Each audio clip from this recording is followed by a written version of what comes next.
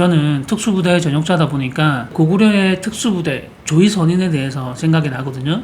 특수부대라고 한다면 게릴라 작전을 펼치기도 하고 요인 암살이라던가 특수기지 폭파라던가 인질 구출이나 주요시설 폭파, 저 같은 경우는 정찰 감시가 제 주요 임무였는데요. 북한의 황해북도에서 첩보 활동을 하는 게 제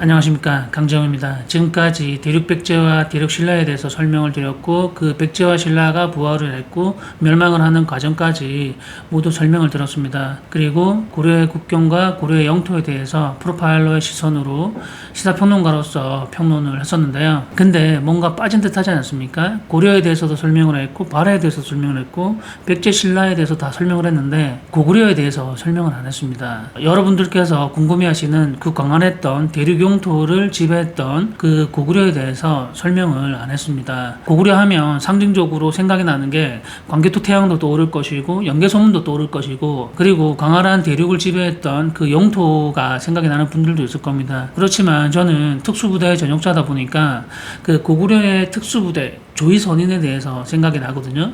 특수부대라고 한다면 적진 깊숙이 침투해 가지고 게릴라 작전을 펼치기도 하고 요인 암살이라던가 그리고 이제 특수기지 폭파라던가 인질 구출이나 주요시설 폭파, 뭐 그런 부분들이 이제 떠오를 건데요. 저 같은 경우는 정찰 감시가 제 주요 임무였는데요. 북한의 황해북도에서 첩보 활동을 하는 게 제 임무였습니다. 그런데 그 광활한 영토를 지배했던 고구려를 설명하기에 앞서서 죄송하게도 먼저 설명을 드려야 할 부분이 있습니다. 지난 시간에 고려사와 고려도경을 토대로 고려의 영토와 국경에 대해서 설명을 드렸는데요. 횡으로는 2000리가 되고 종으로는 1500리였는데 백제와 신라를 병합하면서 1500리보다 조금 넓어졌다라고 이제 기록되었고 그렇게 설명을 드렸습니다. 1900년 초 일본이 작성한 통감부 임시 간도 파출소 기요. 당시 일본은 간도, 즉 연길의 유적을 조사했는데 놀라운 발견이 이 보고서에 있다. 연길시의 국자가 서쪽 1.5리 지점에 있는 포이하 통하 강물에서 커다란 석비를 발견했는데 마모되고 남은 20여 자의 글자에 그 단서가 있다. 무자년은 언제인가? 이때는 바로 고려 예종 3년 때를 말한다. 바로 윤관이 공엄진에 비를 세운 그때다. 서희가 강동 6주를 확보했다가 거란의 3차 침략 직후에 천리장성이 만들어지는데 압록강 어기에서 도련포까지 왔다가 공민왕이 천령 이북까지. 고려의 국경이 어디냐면 요하 일대에 요양시와 심양시를 기준으로 강동 6주가 있다라고 설명을 드렸고요. 그 강동 6주에 대해서는 다른 유튜브 채널에 보시면 자세하게 설명되어 있으니 참고하시면 될 것 같고요. 원이 쇠퇴지자 고려의 반격이 시작됐다. 1356년 파사부를 치고 1370년 올랄 산성을 공파하고 마침내 요성을 공략. 고려의 공민왕은 옛 땅을 되찾는 북벌을 성공리에 마무리 지었다. 쌍성 총관부 천령 이북의 땅을 되찾지 않습니까? 막말로 여러분 공민왕 시험 출제 되면 지도와 함께 나오면 천령 이북 빗금 그어놓고 가장 시험 출제 많이 합니다. 대체 무슨 망발을 하는 게요? 구독과 좋아요 눌러주시고요. 계속 차근차근 시청하시면 좋을 것 같습니다. 아까 지도는 대략 이 정도가 맞는 거죠. 그리고 여기까지는 고구려 진짜 영역으로 봐줄 수 있지만 저자의 요설에 귀를 기울여서는 아니 되옵니다. 광개토대왕의 이 광활한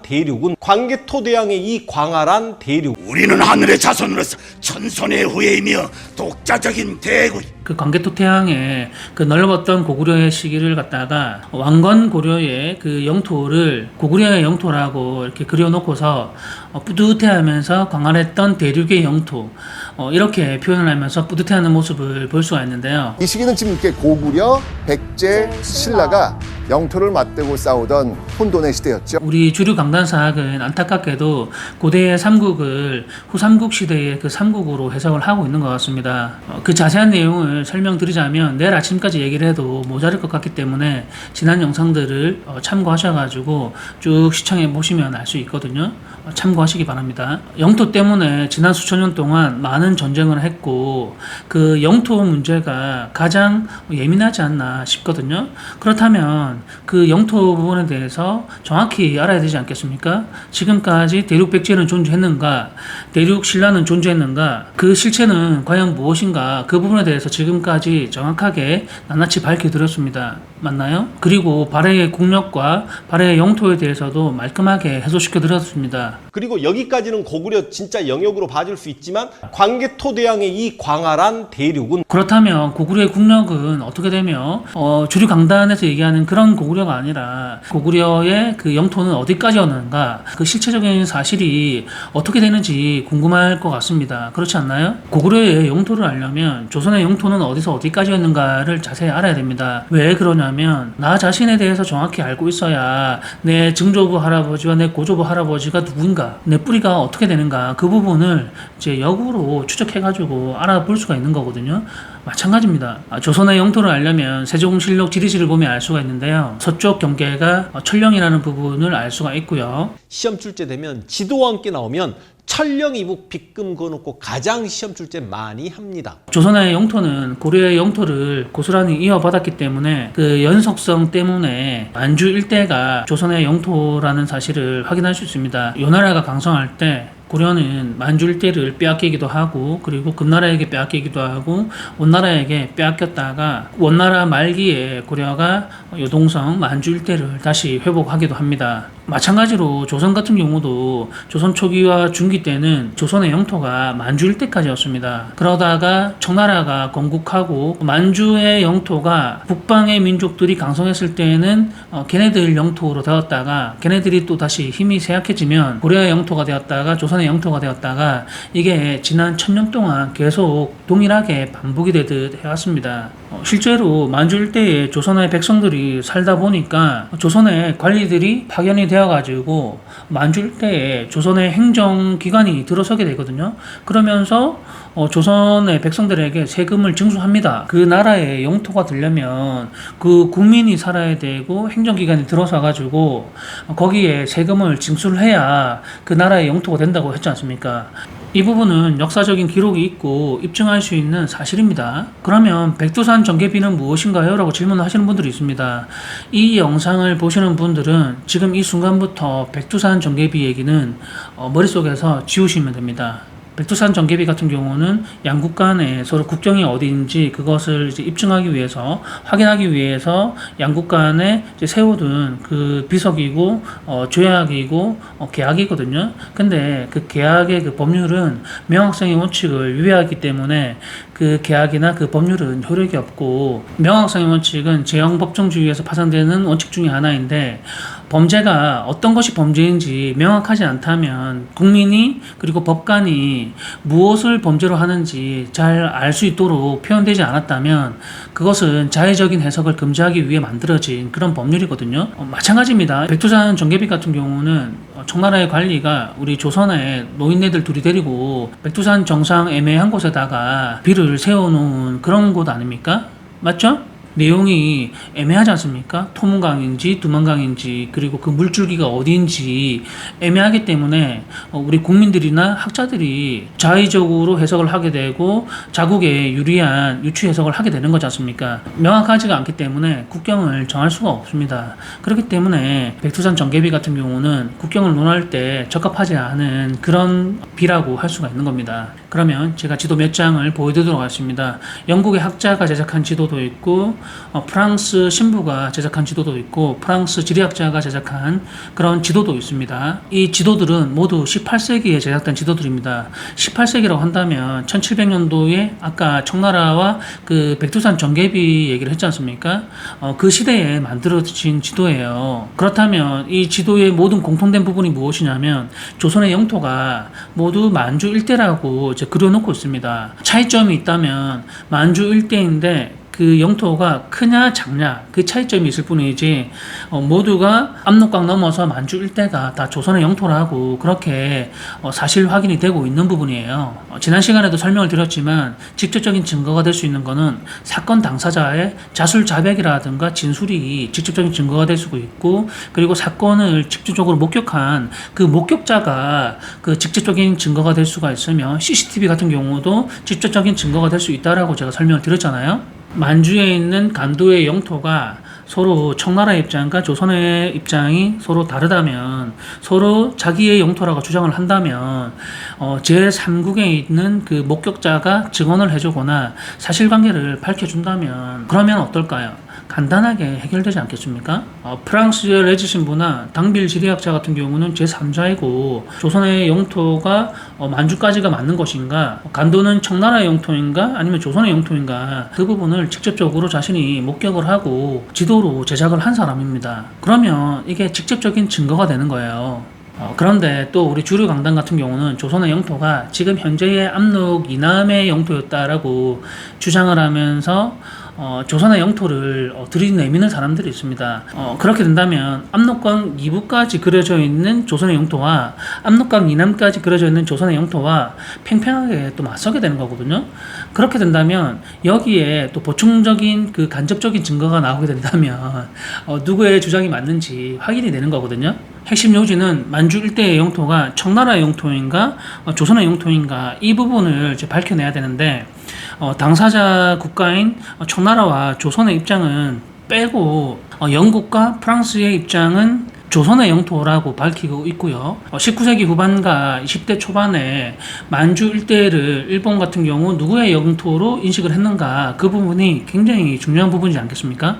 프랑스의 학자들도 조선의 영토로 인식했기 때문에 지도에다가 그렇게 그려놓고 제작을 한 것이고, 일본 같은 경우도 조선의 영토라고 인식했기 때문에 인식이 아니라 확실한 증거 자료를 토대로 청나라에게 제안을 했을 거 아닙니까? 1909년에 간도 협약을 통해서 내가 조선의 주권을 쥐고 있으니까 이 간도라는 영토를 니네들한테 줄 테니까 니네들은 우리한테 무엇을 줄래? 철도 부설권을 나한테 줄래? 라고 했을 때 청나라가 수락을 했지 않습니까? 그래서 1909년에 간도 협약을 하는 거잖아요. 맞죠? 만약에 그 간도가 만주 일대가 청나라의 영토라고 한다면 일본이 청나라의 영토를 가지고서 청나라에게 줄게라고 하면 청나라에서 뭐라고 그러겠어요? 미쳤니? 이렇게 얘기하지 않겠습니까? 원래부터 내 건데 내 걸 가지고서 내한테 준다고 하는 게 말이 안 되잖아요. 그러니까 당연히 미쳤냐라고 하지 않겠어요, 일본한테? 청나라 같은 경우도 만주 일대가 자신들의 영토가 아니라고 인식을 했기 때문에 그것을 돌려받는 대가로 일본에게 무언가를 준 겁니다. 그게 정황 증거상 맞는 이치가 아닌가요? 그러면 그 만주 일대의 그 간도가 그 청나라의 영토가 아닌 거잖아요. 그리고 일본의 영토도 아니고, 그러면 누구의 영토입니까? 1909년에 청나라와 일본이 서로 간도 협약이 이루어졌다는 것은 무엇을 증명하는 겁니까? 간도는 청나라의 영토가 아니라는 것을 증명을 하는 거고요. 일본 같은 경우는 조선의 주권을 빼앗아가지고 조선의 영토 일부를 청나라에게 넘겼다. 그 부분을 이제 증명을 하는 겁니다. 이게 태조 왕건 고려 건국 이후에 1000년 동안 계속해서 만주의 영토를 찾았다가 빼앗겼다가 찾았다가 빼앗겼다가 계속해서 반복이 됩니다. 지난 영상에서도 설명을 드렸지만 고려 도경에 보면 고려의 영토는 횡으로 2000리가 되고 종으로는 1500리가 되는데 백제와 신라를 통합하면서 조금 더 넓어졌다라고 표현을 하고 있거든요. 그런데 우리 국사편찬위원회에서 발간한 그 국사책에 있는 고려의 영토를 보면 횡으로는 800리 정도밖에 되지 않고요. 300km 정도 되거든요. 그리고 종으로는 대동강에서 그 이남 쪽으로 쭉 그어보면 한 800리 정도 되고 백제와 신라를 통합하더라도 한 1300리, 1500리 정도밖에 되지 않아요. 이거를 다 통합을 해도 대동강에서 땅끝마을 해남까지 1500리가 채 되지 않는단 말이에요. 그러면 백제와 신라를 통합하면서 1500리보다 더 커져야 되는데 이걸 다 통합하더라도 1500리가 안 된단 말이에요. 그런데 이 고려는 뭐예요? 그렇다면 왜, 무엇 때문에 우리 주류 강단사학은 이런 엉터리 역사를 만들어가지고 우리 국민들에게 주입시키면서 밥벌이를 현재까지 하고 있는가? 이게 가장 중요한 부분인데요. 그 판단은 여러분들께 맡기도록 하겠습니다. 영토를 주장을 하려면 자신의 자의적으로 해석한 내피셜이 아니라 그 역사 흐름의 그 연속성과 그리고 역사 기록에 나와 있는 그 명확성과 증거 자료들이 명확해야 되거든요. 그래야지 우리의 영토다, 우리의 영토였다라고 그렇게 주장을 할 수가 있는 겁니다. 아까 지도는 대략 이 정도가 맞는 거죠. 그리고 여기까지는 고구려 진짜 영역으로 봐줄 수 있지. 명백한 증거가 있는데도 잡아떼시라는 게요. 이 시기는 지금 이렇게 고구려, 백제, 신라가 영토를 맞대고 싸우던 혼돈의 시대였죠. 왜 장수왕은 평양으로 이동을 했을까요? 수도를 왜 옮겼을까요? 아직까지도 이 고구려를 잘못 보고 있는 모양이구려. 자꾸 초딩도 다 아는 그런 질문을 해서 죄송한데 고려사에 보면 고려의 서쪽 경계는 고구려에 미치지 못했다라는 표현이 있는데요. 이 말이 무슨 말이죠?